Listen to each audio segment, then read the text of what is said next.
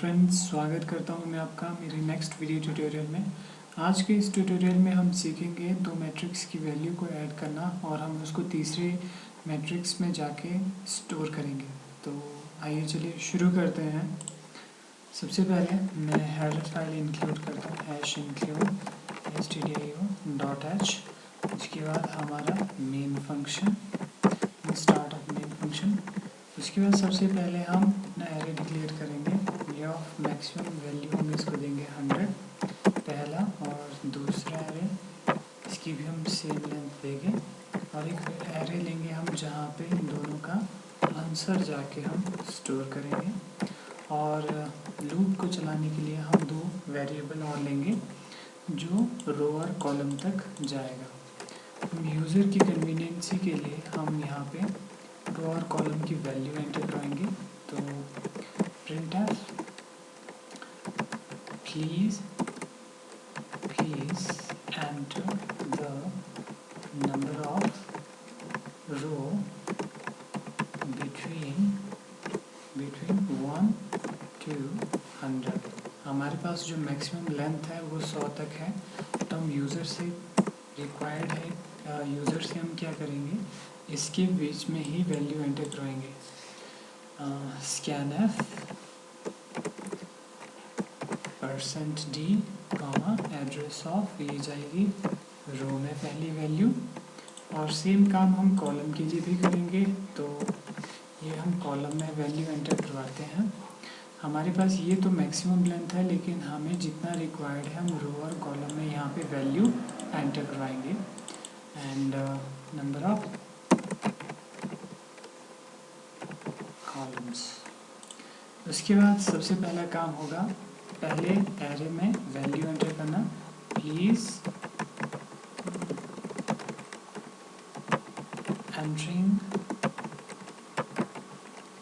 Elements in the first array /n। तो इसके लिए हम लूप चलाएंगे, फॉर लूप। दो वेरिएबल हमने लिए हैं, i = 0 एंड i को हम चलाएंगे, ये जो हमारे पास है इसको चलाएंगे रो तक, विच इज़ r और ++i।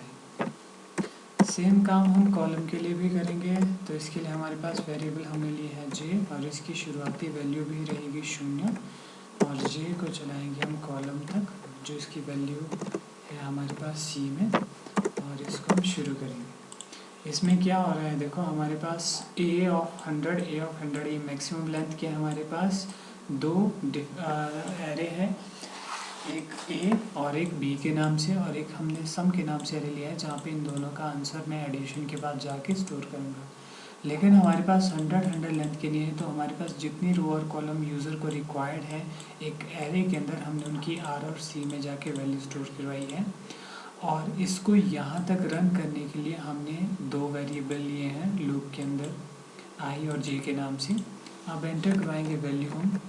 So printf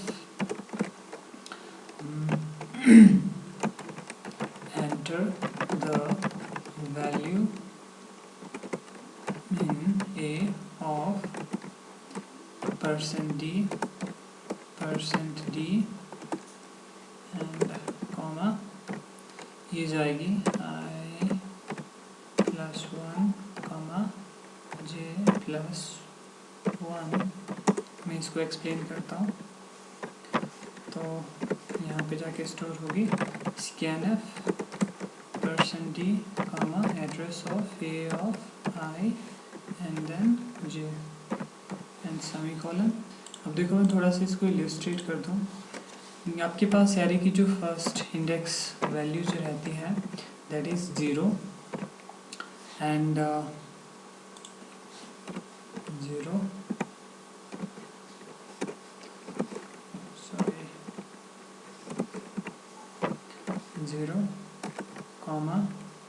a of 0 1 and make it close. Similarly a of 1 and column 0, and then a of 1 and 1, आपके पास जब मैंने इस तरह से ऑफ 100 लिया, फर्स्ट इंडेक्स रिप्रेजेंट करता है नंबर ऑफ़ रोज़ को, सेकंड नंबर ऑफ़ कॉलम को। सपोज दैट हमारे पास हमने डाला 2/2 का, तो इस तरह से आपके पास 4 इंडेक्सेस खुल जाते हैं कंप्यूटर की मेमोरी के अंदर, जिसमें फर्स्ट इंडेक्स की जो एड्रेस रहता है that is a of 0 and 0, which means कि आप फर्स्ट रो और फर्स्ट कॉलम पे है 0 1, फर्स्ट रो ही है लेकिन कॉलम सेकेंड आ गया है। अब इंक्रीमेंट ला के रो हमारे पास नेक्स्ट आ गई है, लेकिन हम फर्स्ट कॉलम के अंदर है, second row and second column. इसी तरह से हमने लिखा है ए ऑफ आई जे, तो ये ए की आई की वैल्यू 0 है, द 0 आएगी, देन जे तो 0 पे आएगा। नेक्स्ट इज इसी तरह से ये वैल्यू जो है रिपीट होती जाएगी, तो इनर लूप पहले ख़त्म होगी, तो ये वैल्यू आपके पास आई की वैल्यू 0 ही रहेगी लेकिन कॉलम की वैल्यू 1 हो जाएगी।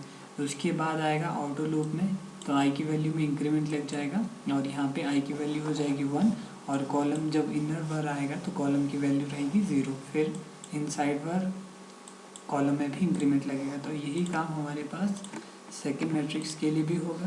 तो हम इसी को एंटर करवा के यहाँ पे कुछ चेंजेस करते हैं और कॉपी एंड देन पेस्ट,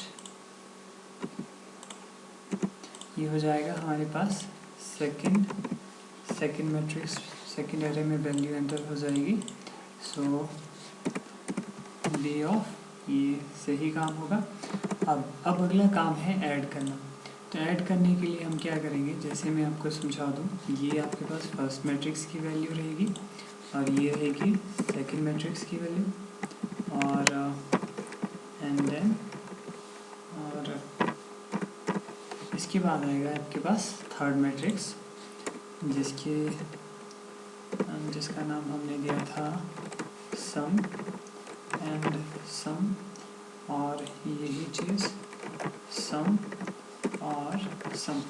अब इसमें क्या होगा कि फर्स्ट एरे की फर्स्ट वैल्यू सेकंड एरे की सेकंड वैल्यू से ऐड होगी फर्स्ट और यहाँ पे जाके स्टोर हो जाएगी। तो इसके लिए भी हमें लूप की ज़रूरत पड़ेगी, तो इसको हम पेस्ट करेंगे क्योंकि इसमें भी आपके पास ये नंबर ऑफ टाइम रिपीट होगा। सो हमने कहा sum of I and J equal to A of I and J plus B of I and J.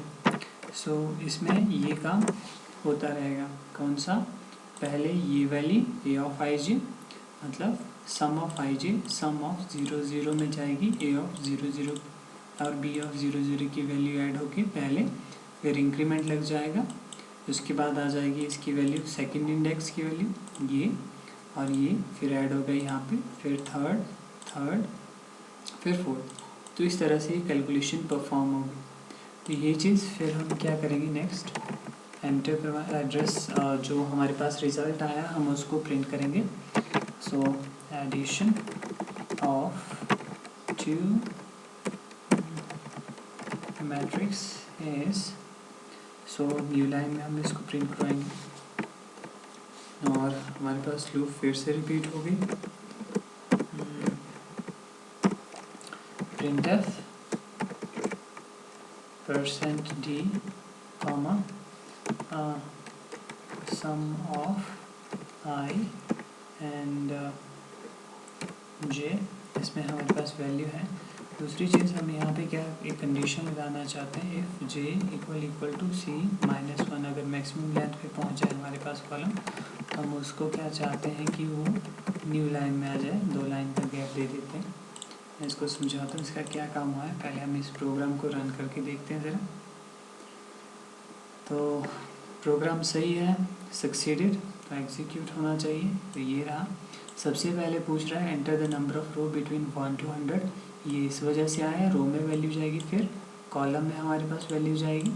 सो मैंने यहाँ पे वैल्यू एंटर की 2 और कॉलम की वैल्यू एंटर की 2, तो 2/2 enter the value in first A of 1 ये आया है इस वजह से, जो हमने ये वाली स्टेटमेंट हमने डाली, पहले इसने कहा entering element in first array, then ये स्टेटमेंट इस वजह से आई है।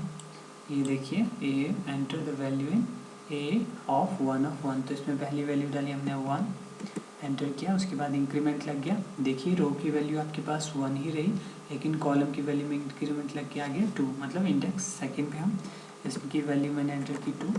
उसके बाद आए हम सेकंड रो में, तो यहाँ पे रो की वैल्यू में इंक्रीमेंट लग गया, ये बाहर आ गया यहाँ पे 2 of 1 और कॉलम की वैल्यू 1 है। सो इसमें वैल्यू मैं पुट करता हूँ 4 और दूसरे में वैल्यू पुट करता हूँ 3।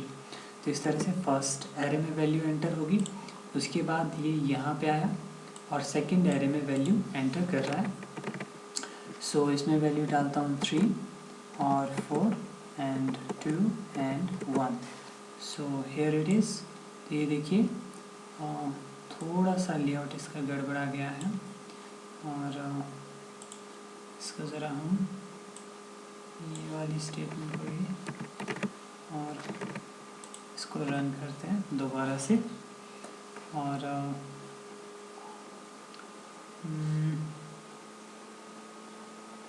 2 by 2 और 1 2 3 4 एंड 5 6 1 3। तो ये देखिए इट इज़ 7 4 4 7। देखिए कैसे आइए, 6 और 1 हुए 7, 2 और 2 हुए 4, 3 और 1 हुए 4, 7, 4 और 3 हुए 7। तो इस तरह से आंसर प्रिंट हो रहा है। ठीक है, थोड़ा सा हम यहाँ पे गैप ऐड कर सकते हैं। So if j equal to c minus 1 and printf /n ज़रा इसको फिर से एग्जीक्यूट करते हैं, देखते हैं क्या होता है। इसको एक एरे मैट्रिक्स के फॉर्म में रिप्रेजेंट करना चाहता हूँ, तो ये एग्जीक्यूट हो गया। 2 by 2 1 2 4 3 and second matrix 4 5 1 and 2। Very good. ये देखिए 5 7 5 5। तो ये बिल्कुल मैट्रिक्स के फॉर्म में डिस्प्ले हो रहा है। तो देखिए 4 + 1 is 5, 5 + 2 is 7, 1 + 4 is 5 and 3 + 2 is 5। तो इस तरह से दो मैट्रिक्स की वैल्यू प्रॉपर्ली ऐड हो रही है। तो hope you like it. Thank you, thanks for watching.